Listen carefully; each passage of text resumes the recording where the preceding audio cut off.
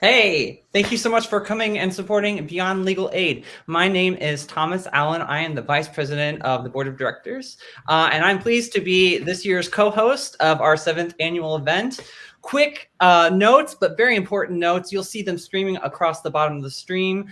Special thanks to our sponsors, Kirkland & Ellis, Morgan Lewis, Jenner & Block, Julian Grace Foundation, and also special thanks to our community partners, many of which who will be in the audience tonight, including our community law offices in Los Angeles, Chicago, Revolution Workshop, Mano a Mano, Sex Workers Outreach Project, Vietnamese Association of Illinois, Autonomous Tenants Unit, Locks Together, Brighton Park Neighborhood Council, Centro de Información, and Centro de Trabajadores Unidos, as well as our activism partnerships, the Alliance of Filipinos for Immigrant Rights and Empowerment, Albany Park Defense Network, Arab American Action Network, Arise Chicago, Healing to Action, Jane Addams Senior Caucus, Organized Communities Against Deportations, and Unite la Vilita. So thank you guys so much for being here. And I'd love to introduce my co-host, Elizabeth Armelli. We're here. It's our 7th annual event. Welcome, everybody. And I am so excited to share with you the ways that you can join in this evening and donate live as we're going through the program. And as you hear from the inspiring speakers this evening, you can text to donate, text to Beyond 7 to see a donation come live on the thermometer. And we will show our thermometer here soon, and then you'll be able to see that we have a goal this evening of $25,000. And we want to meet that goal while we're in this show tonight. So please feel free to text to donate during the program. We also have another way that you can join in. We have a fun silent auction that is at beyondlegalaid.org/auction, as you can see below me. And if you go to the auction, you can bid this evening. It's open, it's ready to go. We've got awesome things there. We've got vacations, we've got beauty products, we've got restaurants, and we've got fun experiences like voice lessons and also artwork. So be sure to check that out. Yeah, and I'm the one doing voice lessons, so y'all should totally sign up for it because we'll be doing it in my space maybe. So thanks so much, Elizabeth. So with that, let's jump into our show. We've got some really amazing, wonderful, inspiring people who are here, many of which I get to call friends. And to begin, I'd like to turn the mic over, so to speak, to our recently elected president of the board, Lei-Min Huang. Lei-Min joined our board in 2019 after meeting with our president emeritus, Ellen Craig, and I. From the first moment when she invited both of us to her office at MacArthur Foundation, Lei-Min has brought such an enthusiasm, a passion, a kindness, and generosity to Beyond that cannot fully be understood until you meet and hear from her directly. So I would like to invite Lei-Min to give her inaugural address, shall we say, on behalf of the board of directors, and to ask her also to reflect on what Beyond has meant to her. I know her heartfelt words will inspire us all, so please, Lei-Min, take it away. Thank you, Thomas. I will respond to your question in a moment, but first, I would like to welcome all of you, Beyond Legal Aid's friends. My name is Lei-Min, and I am beyond thrilled to be here. We want to express our gratitude to this community, to all of you, our supporters, our volunteers, community partners, board members, and our colleagues at Beyond Legal Aid. In case you are new to this space, we welcome you. This is an annual celebration that Beyond Legal Aid hosts to bring our community together and uplift the work of legal aid. The one important thing that we learned during the pandemic is because we work remotely during this time, the connection that we create with one another, such as this evening's event, is so critical to our collaboration. Now, you might be thinking, why is the work of Beyond Legal Aid important? What is at stake here? I am an immigrant, so I understand the immigrant's journey. Imagine that you need legal aid, have limited resources, and have been turned away by every single lawyer you met. Who can you then turn to? This is the gap that Beyond Legal Aid fills. For example, earlier this year, attorney Emma Melton partnered with Centro Trabajadores Unidos to set up meetings with the state attorney, Kim Fox, to get assistance in U visa certifications. And here is the outcome of this effort. Beyond Legal Aid not only is bringing cases to Kim Fox's office for direct certification, but we're also partnering with the state attorney's office to work with smaller police departments so they could respond better and faster to these cases. This work impacts lives and communities. These achievements are your achievements. And as we enter the new year, your continued support makes all the difference. Together, we are changing legal aid. And Thomas, to answer your question, why is Beyond important? Each one of us can change lives and communities as a supporter of Beyond Legal Aid. This is why we invite your partnership. Together, we can create meaningful and lasting impact for the world. Come and join us. The time is now. Next, I would like to introduce to you Bindu, Beyond Legal Aid's Deputy Director. With over a decade of work in immigration law, Bindu experience spans across both for-profit and nonprofit sectors. Bindu will reflect on the past year of Beyond Legal Aid.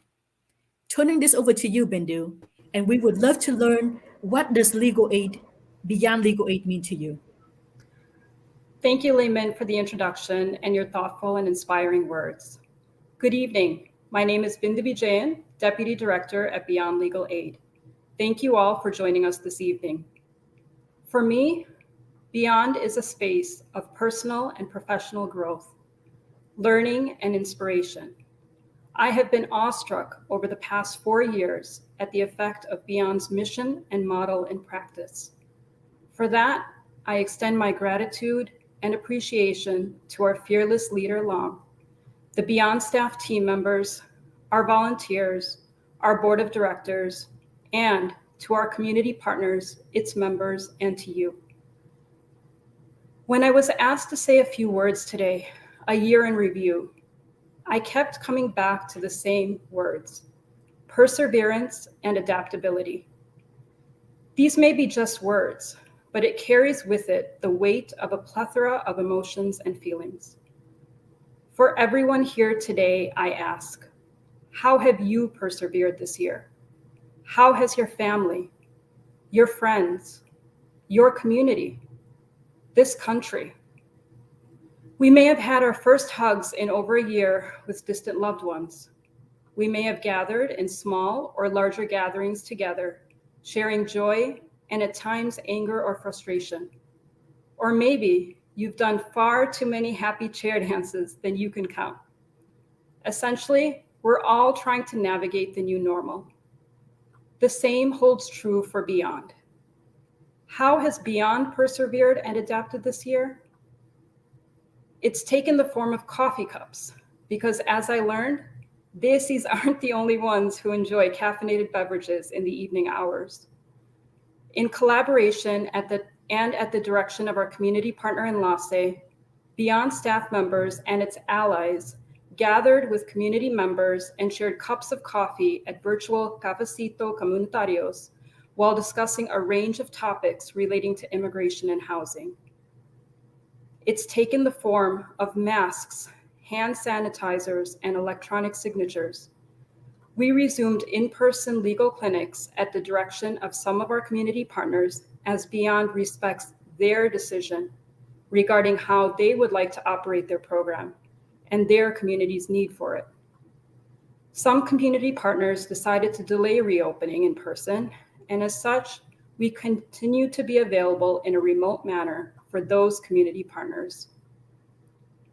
It's come in the form of team lunches, evaluation, and wellness checks. At times, we have had to take a moment to pause, to be introspective, vulnerable, and confront weaknesses. We questioned our own boundaries. We also shared joy and laughs. In this past year, we have prioritized community building and collective learning for case management, practice areas, and community empowerment. Those opportunities allowed for a space of not only learning, but healing and transformation. It's come in the form of advocacy and amplifying community voices, live, over Zoom court calls, or through written submissions, as injustices still prevail, some exacerbated by the pandemic. It's taken the form of these numbers, 3,000 plus participants. Beyond staff provided free legal assistance and activist support to over 3,000 community members, collaborating to access justice for immigration, housing, employment, criminal records, family law, and other issues. 1,400 plus attendees, from online presentations to hands-on workshops. Beyond staff and volunteers kept community members informed on their legal rights and responsibilities, while spreading our model to students and lawyers across the country. 222 helpline calls. Beyond's 24/7 immigration helpline provided over 200 screenings in fiscal year 21, connecting families with essential legal advice and referrals to Beyond programming. This is Beyond. This is how we persevered, adapted, and continue to push and break boundaries. We'll continue to do so, but we need your support. Please consider donating your support, whether it be through encouraging words, your time with our initiatives, or your financial support. Hey, we're at a fundraiser after all. Thank you, a heartfelt namaskaram, and as we say at staff meetings, I'll popcorn it back to Elizabeth and Thomas for an update on our fundraising thus far. Thank you so much, Bindu. That was wonderful to get to hear from you. And yes, she is correct. This is a fundraiser, not just a celebration, but also a fundraiser to help support Beyond's work with our community partners and bringing free legal aid to many neighborhoods around Chicago. And of course, we take donations, but Elizabeth, we have other ways of doing that too. Can we check in and see what's going on with our thermometer? And also, just to remind people about the auction. Yeah, so we are ready for everyone to submit some donations. And I've seen by checking in on the auction that we are getting some bids in the auction. So make sure you check that out sooner rather than later so that you can see what great deals there are and awesome things that you can bid on while supporting the wonderful and important work that Bindu was just talking about. And if you have too many things in your home already, or you don't have any time for voice lessons, then, you can always just text to donate. It's easy, it's quick, and we will be able to thank you this evening. So Beyond 7 is where you want to text to make your donation go directly to Beyond right now. And the donation can be anything. It can be $5. $10 is better than $5. $50 is better than $10. If you've got an extra 1,000 laying around your house, like that would be really awesome. But any amount is going to really help Beyond to bring these free legal aid services around the city. And this also in the future works too. So just even if we get past tonight and you see this, happen to stumble upon my Facebook page or somebody else's Facebook page or YouTube channel, like feel free to donate at any time or reach out. And we'll also have other ways for you to get involved at the end as well. So with kind of moving on, I think, right, Elizabeth, we're going to move on to our next speaker. Yes. Yep, who is actually a friend of both of ours and also a member of the board. I'm very pleased to give my second introduction of the evening and invite Serafina Ha to talk with us now. Serafina's relationship with and passion for the work of Beyond is deeper than most of us will ever know, though I suspect we'll all be deeply moved by it tonight. Her relentless advocacy of Beyond's mission and desire to make our board a more inclusive and diverse space is a source of inspiration, as is her advocacy for people and communities as expressed through her art, which you yourself can own if you support Beyond by bidding on her commission that is going on currently in the auction. And I know I will be doing so. So your job is to try to beat me out for it. So Serafina, please tell us more about your Beyond story, how art can be a space for advocacy, and why Beyond continues to inspire you and your work at all levels. Tonight, I am here as an artist, an immigrant, and a proud board member of Beyond Legal Aid to talk about my new perspective on the unknown. As someone who lived for 16 years as an undocumented immigrant, the unknown has been a constant presence in my life. My family migrated to this country 20 years ago when I was 10 years old, looking for opportunities. My parents did everything they could to keep our legal status alive, but luck was not on our side. The restaurant business that sponsored us went bankrupt, and the lawyer that represented our case simply let our files sit in the cabinet until time ran out. Life growing up in this country without legal status was riddled with uncertainty and instability. Would my parents still have their jobs next week? We don't know. Would we still be here next week? We don't know. Never mind the linguistic and cultural barriers that we faced as new immigrants, that we were 6 or 7 in a 2-bedroom apartment, that I seldom saw my parents growing up. In hindsight, I realized that even when we were together, fear and uncertainty about our future permeated the moments we shared. The unknown was large and fearsome, both the force that knocked me to the ground and swallowed me whole thereafter. Each time that I would learn about the practical implications of this great unknown in my life, I would be quietly slipping into its devouring vortex. Your father and I are moving to Los Angeles for better paying jobs because we can't make it work as we are. You'll stay in your public magnet schools and your grandmother will take care of you, says my mother in Korean. I plow on at the Blue Ribbon High School where I am taking all honors courses.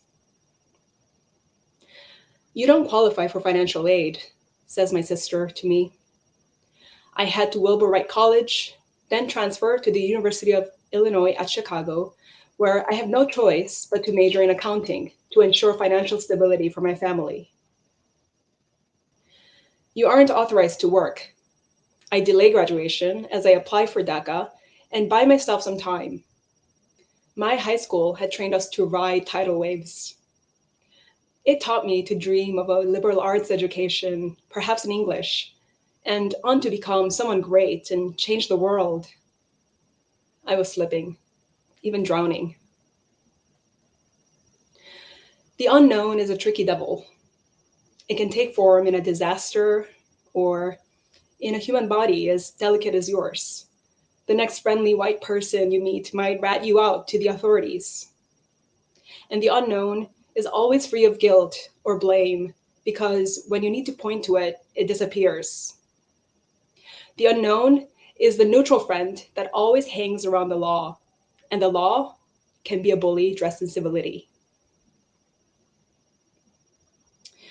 The undocumented live in the shadows for the shame and fear that we have been conditioned to carry and feel, for pursuing what everyone else did by choosing to migrate to this country.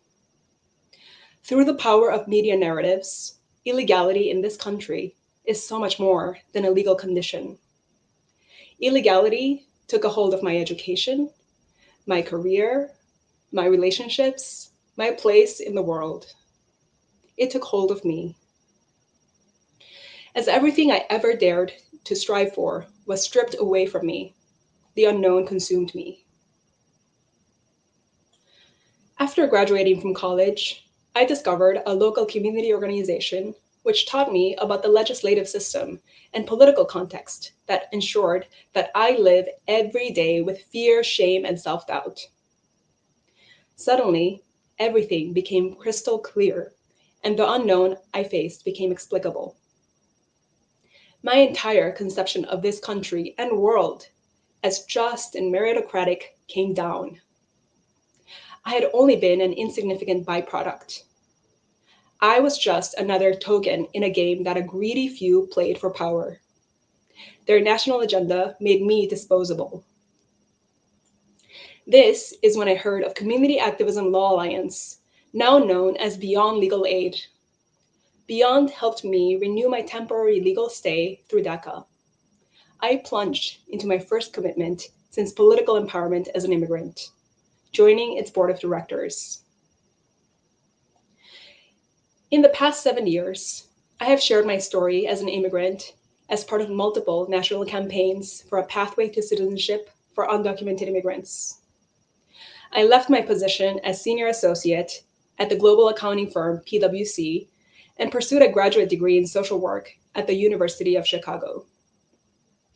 I called off my engagement to my 6.5 years long boyfriend, who was, at the time, the only foreseeable pathway to security on all accounts. I found and married the love of my life. And since a fortuitous encounter with a classic instructional book on drawing 2 years ago, I took up a visual arts practice.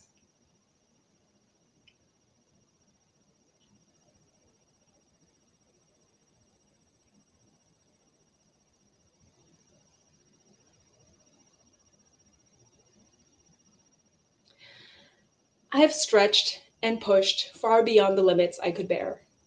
I came out of them alive. I had pushed through multiple new unknowns. It turns out that this sneaky, omnipresent, shape-shifting thing, while scary at first, can also become the single opening, a crack on a stone, that you've needed to move forward. It can be the doorway from the warily accepted to the dreamt of, from the mundane to the meaningful, a point in space to new dimensions. While we are forced to bear with an oppressive world, it turns out that the vast unknown can be the realm through which infinite possibility of a new reality can be formed. The unknown can be the battlefield, where the rules are not only aligned with your beliefs, but in your favor. Beyond legal aid's philosophy of community lawyering inherently requires that its lawyers tread into the unknown. By working directly with communities and activists, Beyond lawyers engage with the uncertainties that plague our community members in their daily existence. Moreover, Beyond lawyers gain a new perspective on the role that they can play in a collaborative pursuit for justice. The community lawyering approach recognizes that legal fluency and competence, while admirable and necessary attributes, are only part of the greater battle. This is what makes Beyond unique in the entire field. To truly affect change, we must move outside of the certainty provided by existing legal structural practices. The opponents that Beyond has chosen to take on are massive and complicated. But Beyond is nimble and competent, and it dares to imagine, to push, and to fight in the levels that the world requires us to. The vision of Beyond brought me, someone who has in some ways felt so unknowing, so powerless, together with some of the best lawyers I would call colleagues. We have fought this battle side by side, trusting in the expertise, studied or lived, of the heart and of the mind of the other.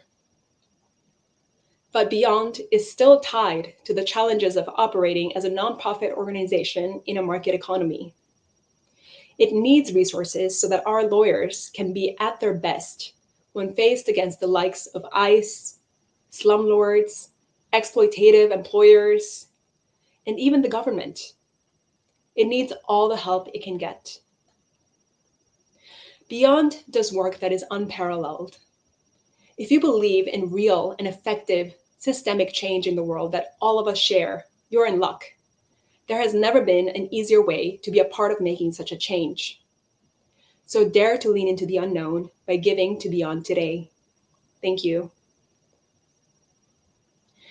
Now, allow me to introduce you to Sergio Cerón, who will share his story of persistence amid an unjust and inhumane immigration system. Welcome, Sergio. Hi, Serafina. Thanks for your introduction. Hi, my name is Sergio Cerón. This is my husband, David, and I'll try to uh, be explain what I went through when I was detained by ICE. I was arrested by ICE on January 26th of 2018, and after they transferred me to a jail in Kenosha. I asked the nurses that I needed some medication, and they denied it to me. Then after that, they transferred me to another facility in the McHenry County Jail, and on our way there, we have to stop to so I can get booked by ICE. And while I was there, I had a seizure. I went to the emergency room. Um, I got several an MRI, CT scan, etc. And I have all this time. I have two ICE officers, right next in my room, and I was shackled to the bed. Uh, as Serafina said, all the unknown in these circumstances is a very dark cloud that hovers over you while you're in the situation. When I arrive in the McHenry County Jail, the officers, the sergeants, and all the people there I realize they don't care about the immigrants. All they care is about making money for the jail. And that's when I decided to take a step to stop all that. And I said there was a computer there, and in there was all the law library that you can have free access. So I instead of spending my days in my cell just reading a book or something, I decided to start helping people. So I started reading our uh, rights as prisoners. And by doing so, I started reading some legal documents and stuff. And I came up with a case that I talked with Lamb. Uh, and Lamb, thanks to Lamb, he was able to vacate a plea that I took wrongfully, but by advice of another lawyer. So anyway, after that, I started reading all these rights that we have, and I started confronting the guards. And because of that, uh, the guards start getting really like mean to me, to the point that one time, without any excuse other than they made one, the that allegedly I didn't take the medication that I was asking for. They came directly to my cell. They handcuffed me in front of all the immigrants that were in the block, and they took me handcuffed to another area where they put you in solitary confinement. When I was put in solitary confinement, they just gave me uh, a sheet, the bed they give you, that is a piece of foam about this thick, the sheet, a cup of to brush my teeth, and a toothbrush. And at night, they turn on the air conditioner like to the highest they can, and so the cell gets really cold just to punish you because you didn't do what the guards wanted to do. So after that, I decided to read more about our rights, and then in there I saw that you can, if you have a problem with the officers or with the jail that you're detained, you can call the office of the Inspector General in Washington. And that's when the first time that one of the officers had a problem with me, I decided to, even though I was scared about retaliation from them, I decided it was time to stop all that. And that's when I called the office of the Inspector General. And right in front of the officer, I asked for his badge number, his name, and I reported him to the office of the Inspector General in Washington. And things started to change after that. Like the officers noticed that I was not like gonna let them do whatever they wanted to do, not just to me, but the other immigrants that were with me. So I started making phone calls about everything when they didn't give us blankets, when they give us food that it was like uh, past that it was bad, when there was like the sanitation of the block where I was housed. It was terrible. There was I cannot describe you how bad it was to be in that place. It's a nightmare, and it's something that nobody should go through like as an immigrant. It's a place that is dirty, disgusting, and the way, of course, the way they treat you is really bad. Um, I got really depressed to be there because with the lawyers that I have at that time, they seemed like there was no option. And the judge, the my immigration judge, after my first hearing, she gave me a continuation. And in the second hearing, she was just very blunt, and she said that she didn't have time to give me more continuations, and I have to make a decision if I wanted to uh, take a voluntary departure and go back to Mexico and leave my husband and everything that I have done in this country for 20 years, live it here, or if I wanted, I could stay, and but I will have to fight my case while I was detained because she denied me bond.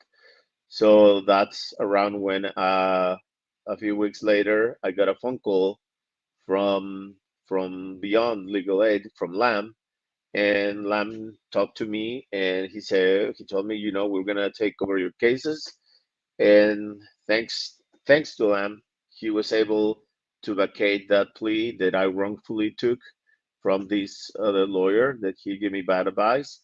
He he vacated my plea. That gave me a lot of hope that I was gonna be able to stay here. And after that, Beyond Legal Aid with Hanan and Lam, and then they put me together with a general block, and they worked my case to the point till now. Now I'm on a program that if I'll finish it in 8 months or so, I'll be done, and I will be able to stay in this country and keep doing what I'm doing. I'm back to teaching my classes in the Hyde Park Art Center, doing my work here as an artist, do my paintings, those you see on screen. Those are drawings that I did of all the some of the detainees that were in the McHenry County Jail. Some of them they were deported. Some of them they're still, and I still get in contact with them every then and now. But all those portraits are of real people that were there, suffering the way we all suffer when we were detained. Um, there's no way that I can thank Beyond Legal Aid for all that they have done to me to help me and my husband to navigate this very difficult and uh, hard to do thing legally with the immigration. So, with that said, again, I want to thank Legal Aid for everything that I have done to me. And so now I'm going to pass the microphone back to Elizabeth and Thomas. Thank you. That was so wonderful. Both yours and Serafina's artwork is so incredible. Your stories so passionate. It was really incredible to hear from both of you. So thank you so much for sharing your stories and your art. And as one of the people who for our auction is donating my services, teaching singing, and seeing what it means to invest like your stories and experiences into artwork, I can say that it's incredible to see all of that in both your work and her work. Elizabeth, let's talk about the auction again. Let's talk it up. What's exciting you about that? Yes, well, I'm so excited that we've had so many participants, and everything that we have available has at least one bid right now. So now you know for sure that there's some good stuff there. So if you haven't had a chance to check it out, please make sure that you go and visit it. I think we would all love to take a vacation once the snow starts coming down, and so you can bid to have spring break in South Carolina in a beachfront property with a 6-bed, 6-bath home. And you can do that while knowing that you're supporting this organization that's helping people, who are going through experiences like you just heard from Serafina and from Sergio. So, you can enjoy your vacation and know that you're helping the people here in Chicago and neighboring towns who need it. So, so be sure to check that out. And if a vacation is not in the cards for you right now, then there's still, you can spend some time with Thomas and learn how to sing. So this is where the there's magic happens, right here, right here. Yeah. Or, you can own one of Serafina's moving artwork, a piece of Serafina's moving artwork yourself. That is also up for sale in the auction. So wonderful. And also, and I can't forget to remind everybody to text to donate.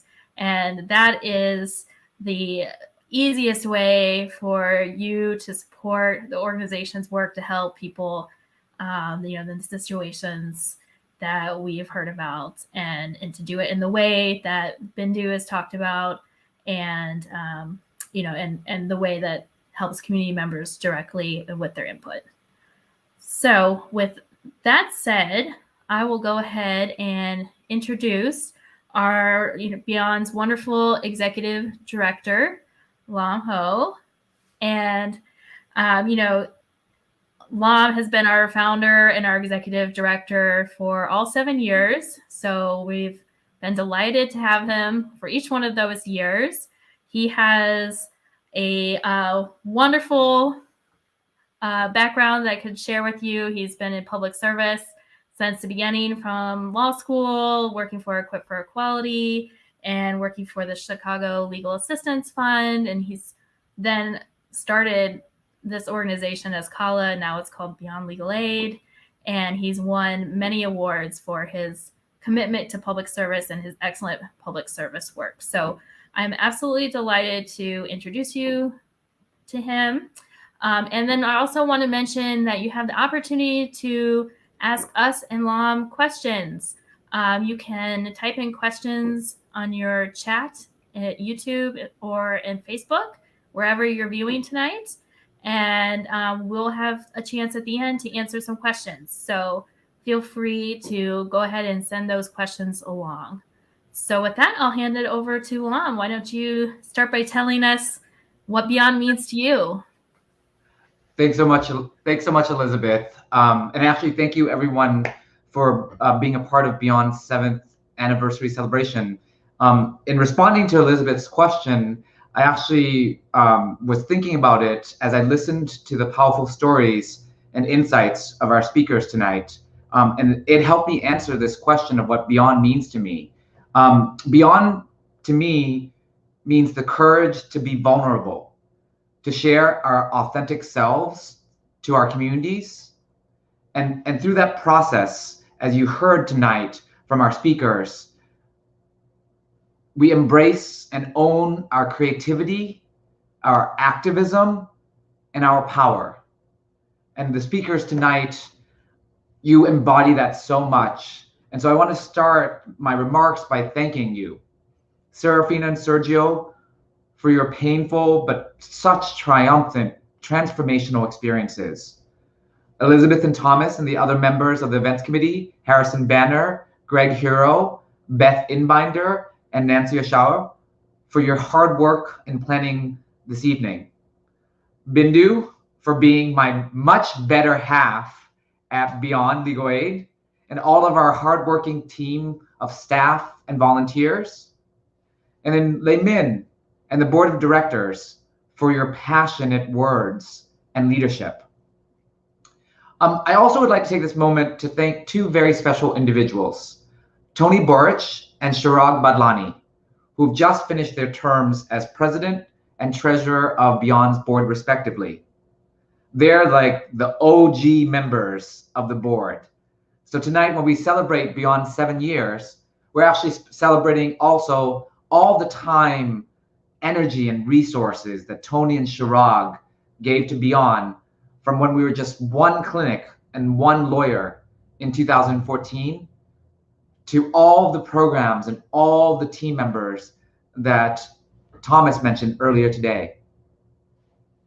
But as we celebrate Beyond's achievements and impact over this past year, I also want to reflect on all the learning that our team has done, all the learning that I've done about what it means to actually shift the power of the law into the hands of impacted communities, not only in the best of times, but also in the worst, a lot of which we've experienced over the past 2 years.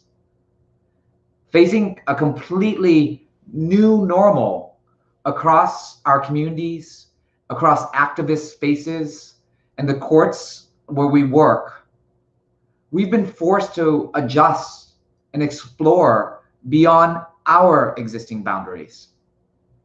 And that's what tonight is about for us.